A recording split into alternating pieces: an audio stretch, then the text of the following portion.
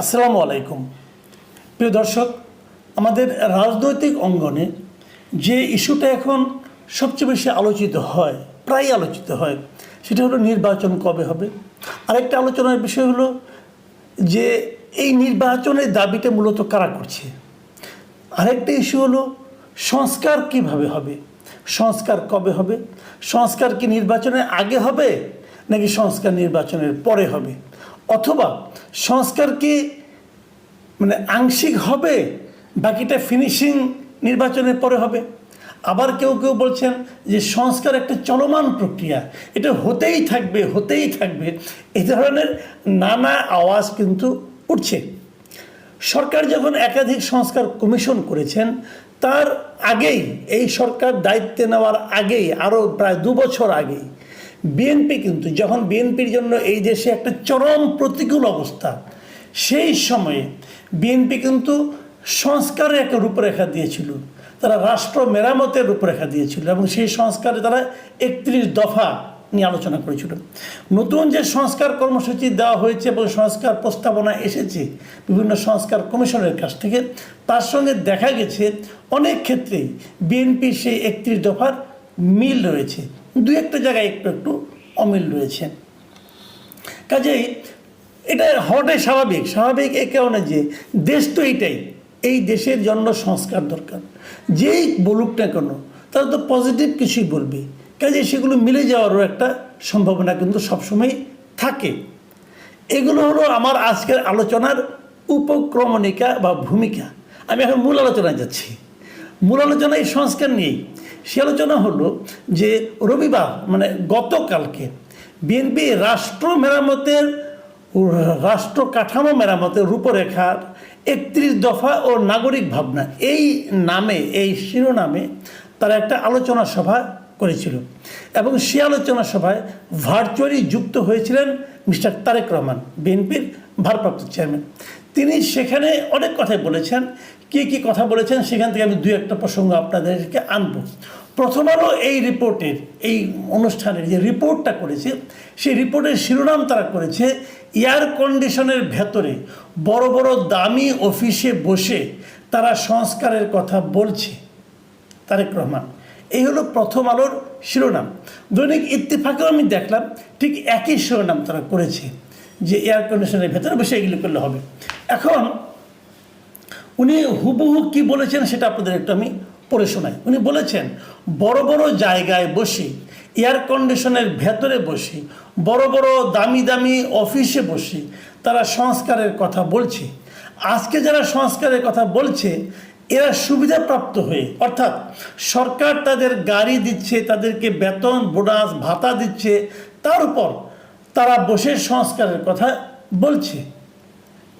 এবং উনি আবার বলেছেন, উনি এর সঙ্গে আবার যুক্ত করেছেন, সেটা হলো যে ওনাদের বিএনপির যে সংস্কারের কর্মসূচি ছিল সেটার উনি একটা তুলনা করেছেন। তিনি বলেছেন বিএনপি এসব সুবিধার ভেতর থেকে সংস্কারের কথা বলেনি।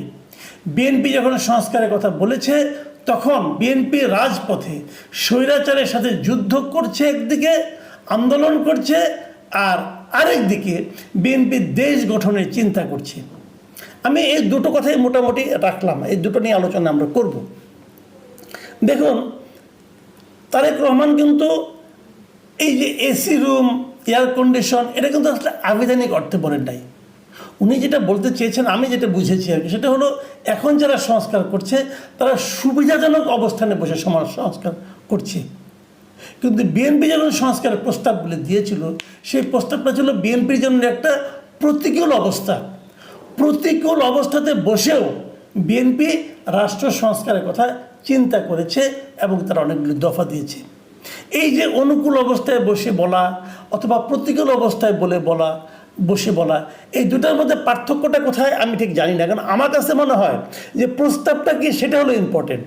প্রস্তাবটা আপনার প্রতিকূল অবস্থায় বসে দিলেন নাকি অনুকূল অবস্থায় বসে দিলেন সেটা গুরুত্বপূর্ণ না।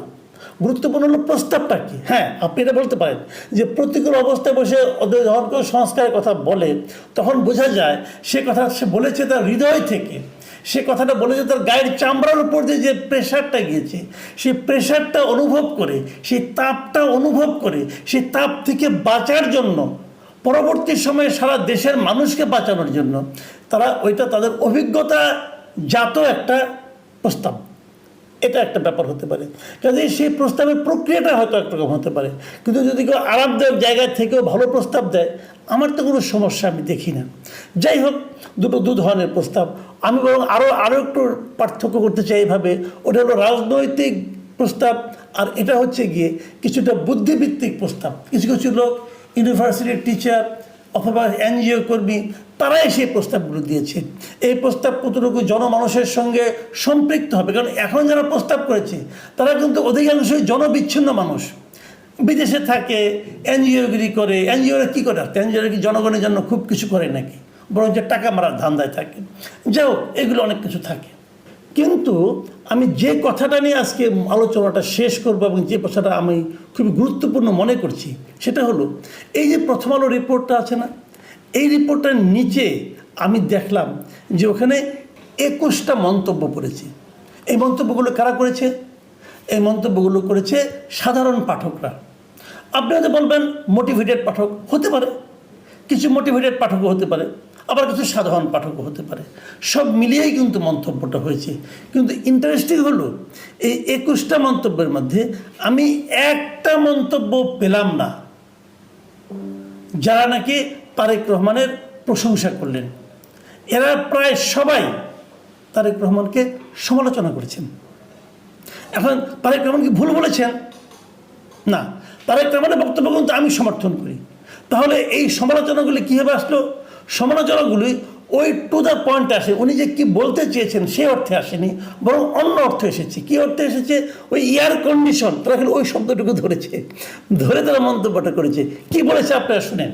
আমি কয়েকটা মন্তব্য আমি সবগুলি মন্তব্য আপনাদের দেখাচ্ছি, এবং যে আমি একদম মানে 3টা পার্ট করে করে এক একটা পার্টে দেখাচ্ছি, মানে সরাসরি সবগুলো নিয়েছি। কাজে কেউ যে বলবে যে আমি বেছে বেছে নিয়েছি তা না, 21টা মন্তব্য আমি দেখাচ্ছি। মন্তব্যগুলি কি বলেছে দেখুন। আমি মন্তব্যগুলো আপনি 2-1টা পড়ে শোনাই, আপনি মিলিয়ে নেন। সাব্বির আহমেদ লিখেছেন, আপনি কোথায় বসে বলছেন। আরেকজন লিখেছেন, আপনি কোথায় বসা আছেন। আরেকজন লিখেছেন, আমরা আগের অবস্থায় ফিরে যেতে চাই না, সুতরাং দেশে বিদেশে যেখানেই থাকুন দেশের মানুষদের রাজনৈতিক জিম্মি থেকে মুক্তি দিবেন। আরেকজন লিখেছেন, আর আপনি এয়ার কন্ডিশন ছাড়া আছেন। তারপরে লিখেছেন, আর আপনি তো শীতের দেশে বসে 1000 মাইল দূরে বসে বেতারে কথা বলেন। তারপর লিখেছেন, অথচ সে নিজেই এই কাজ করতেছে। আরেকজন লিখেছেন, বিএনপির ইতিহাস দেশবাসী জানে। আরেকজন, আপনি আর কতদিন লন্ডনে বসে ভিডিও কলে কথা বলবেন, লজ্জা লাগে আপনাকে দেখলে। আরেকজন লিখেছেন, আপনারা কি গাছের তলায় বসে মিটিং করছেন। আরেকজন, পরিবারতন্ত্র বাতিল করতে পারবেন।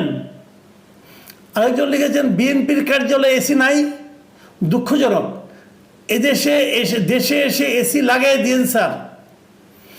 মিস্টার সোহাগ নামে একজন লিখেছেন, আপনার কর্মীরা যখন রাস্তায় মার খায় তখন আপনি লন্ডনে বসে আয়েশ করেন। তারিক আব্দুল্লাহ লিখেছেন, খুবই হালকা কথা হয়ে গেল, বিএনপি ক্ষমতায় আসার পর কি এয়ার কন্ডিশন ছাড়া রুমে বসে অফিস করবেন। আরেকজন আননেম রিজল লিখেছেন, দিন দিন আপনি উল্টাপাল্টা কথা বলা শুরু করে দিয়েছেন জনাব তারেক রহমান।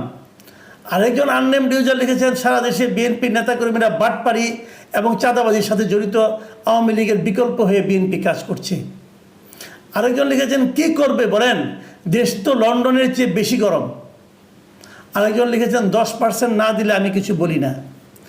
আরেকজন খাইরুল ইসলাম সুজন লিখেছেন, সংস্কার করছে, চুরি তো করছে না।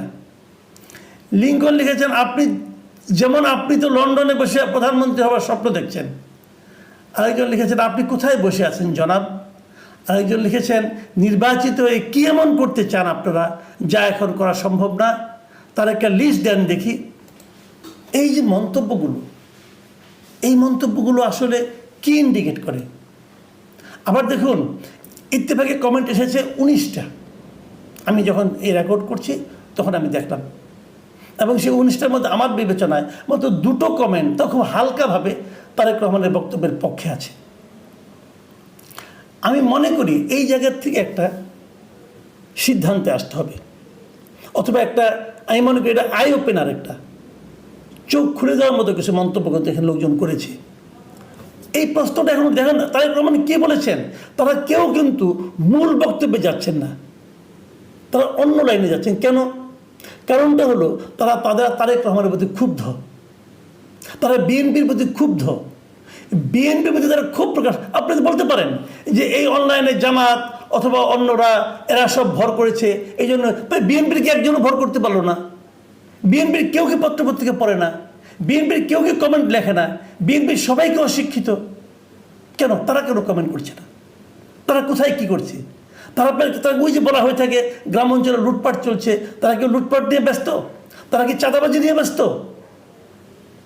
বিএনপিকে আগামীতে নির্বাচনে যাওয়ার জন্য পাগল হয়ে গেছে, অথবা নির্বাচনে গেলে তারা ক্ষমতায় যাবে এরকম ভাবছে? বিষয়টা কি এত সোজা? দেশের মানুষের মন জয় করতে হবে। এই যে লোকগুলো 100% কেন এই ধরনের মন্তব্য করছে, এই প্রশ্নটার জবাব কিন্তু তারেক রহমান সাহেবকে দিতে হবে। এই প্রশ্নের জবাব কিন্তু বিএনপির নেতৃবৃন্দকে দিতে হবে। কেন হচ্ছে এরকম ভাবতে হবে। একটা প্রশ্ন কিন্তু আসবে। 8 মাস হয়ে গেল, তারেক রহমান কেন এখনো এই দেশটাকে ওনার ফিরে আসার যোগ্য ভাবতে পারছেন না?